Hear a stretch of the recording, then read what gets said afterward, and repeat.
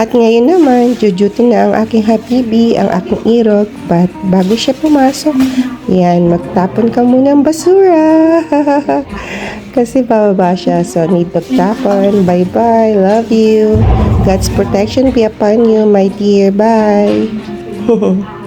Ayan. Papasok na si Habibi, kaya kailangan magtapon muna ng basura. Ayan na siya. Tapon-tapon muna ng basura bago pumasok. Jujuti na. Dadi!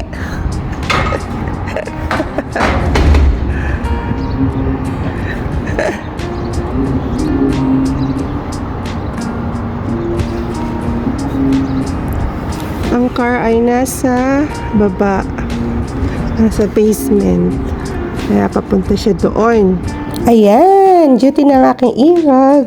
Ingat ka, love. Sabi nga sa Psalms 91 verse 4, He will cover you with His feathers, and under His wings you will find refuge. His faithfulness will be your shield and rampart. Amen. Praise God.